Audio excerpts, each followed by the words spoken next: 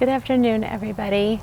For those of you who don't know me, I'm Beth Wilbanks DeBlaise, and I'm very grateful to be here today to share my story with you. I know that during this time of year, the holiday season can be challenging for many of us. It brings up a lot of emotions that we are all feeling, some challenging and some happy. So when I was thinking of how I wanted to share with you today, I thought of some words of wisdom from a dear friend named Giovanna Imbesi. Giovanna had said, our stories communicate a lot of the emotion that each of us as patients are going through. That each one of us is contributing to the experience that we are all having, and that each of our stories make a difference. In honor of my friend and that beautiful moment, I have titled my story today, A Shared Experience. I often think of one of my favorite quotes by Maya Angelou. I have many favorite quotes because she's amazing, but this one I want to share today. We delight in the beauty of the butterfly, but rarely admit the changes it has to go through to achieve that beauty. When we experience life-changing events, it happens instantly. But the moments that we choose to create after can last us a lifetime.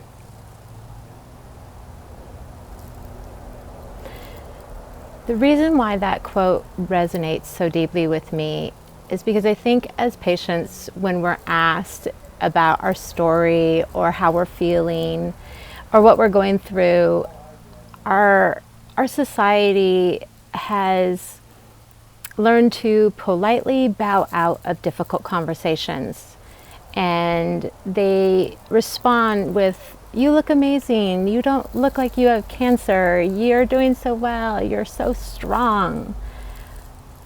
Yet we hear those things often, and sometimes we need those things, we need to hear them, but we often don't share why or what made us strong, or no one ever asks us what made us strong. But it is in our struggles that we find our strength, a place where we can gain a profound and necessary awareness. I am the youngest of 5 siblings. I have 2 older sisters and 1 brother, and 1 identical twin. Just 1 twin. Any more of me and Marcy, and it would be mass hysteria. But when I was 12 years old, I lost my brother Roy Brock to the AIDS epidemic in 1987. During his diagnosis to his death, he would develop Kaposi sarcoma cancer, which is also often associated with HIV. But I, like my family, were completely unprepared for the loss of my brother. And not only his loss and death, but the stigma and fear that accompanied it in the climate of those times. So my way of coping was to stay small, to stay hidden, to not talk about my brother. And I stayed there for a long time. From my awareness, my choices came from a place of fear. And what I did was I diminished him. I had known people for years and years, professionally, personally, and some of them never even knew I had had a brother.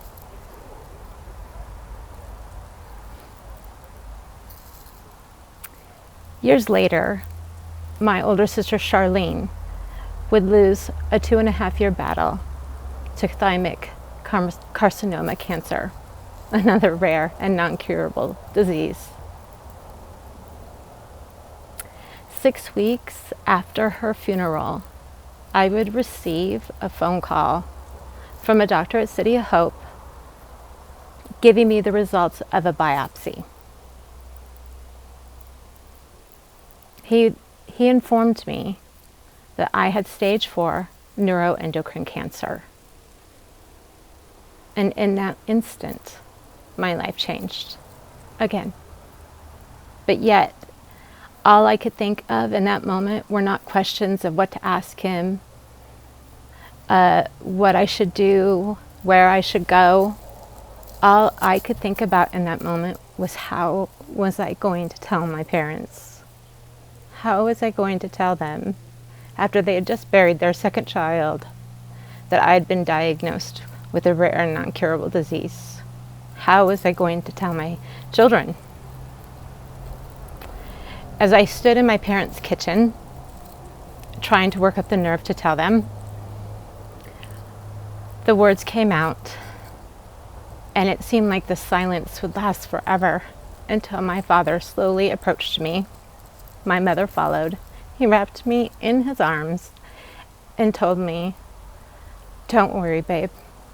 We're going to take care of this. We're going to take care of you." And I believed him. 2 weeks later, I was at City of Hope having surgery.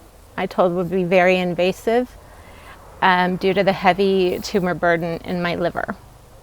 I would lose almost half of my liver, my gallbladder, small intestines, mesentrinsic lymph nodes, and pelvic lymph nodes as well. I think I was in surgery for about 10 hours. And spent 2 days in the ICU, which is the best nap ever because you're unconscious. And then 10 days at City of Hope recovering. And my parents were there the entire time. In the fall of that same year, during my recovery, my father suffered a heart attack and was immediately put on for surgery. My twin sister and I went to pre-op to see if we could see him before he went into surgery, and because we're the babies, and Marcy told Dad that if anything happened to him, she was going to have to hurt me. My dad immediately burst out laughing and then immediately burst into reprimanding not to make him laugh. That was my dad. A week after his surgery, I would lose him unexpectedly to complications. In that instant, there are no words for where I was in that moment. But I can tell you now what I have chosen to do with the moments since.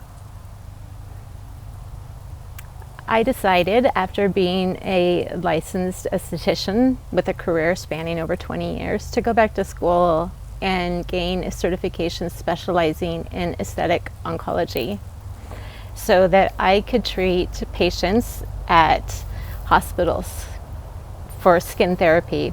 So I designed and developed a program at City of Hope, where I was a patient, to do aesthetic therapies on fellow cancer patients.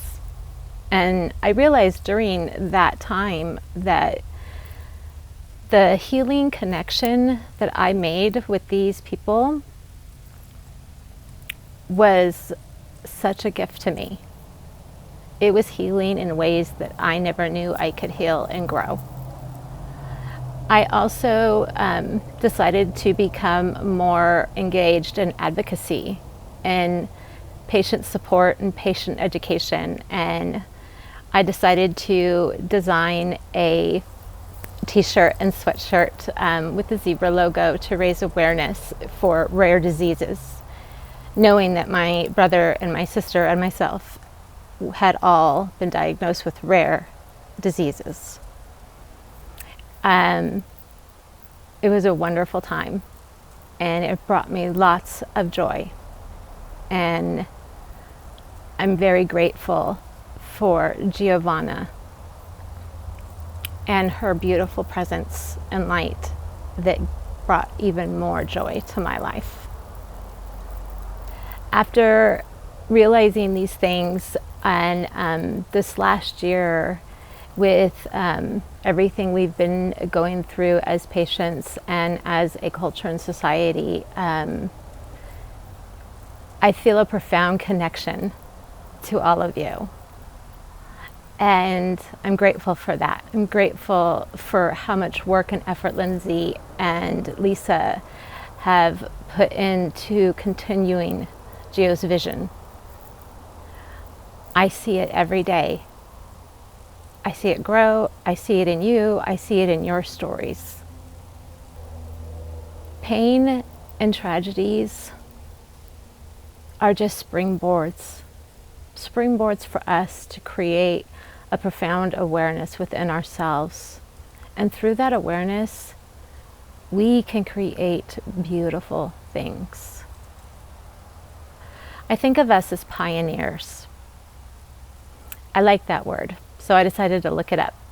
And I realized when I looked up the meaning is that it originated from Middle French, and that it refers to a foot soldier who digs trenches during time of war. And then I knew that we were all pioneers, and that we are all zebras, and that we are stronger together in our connections, in our lives, so that we can thrive and help others to do the same. Thank you so much for your time today.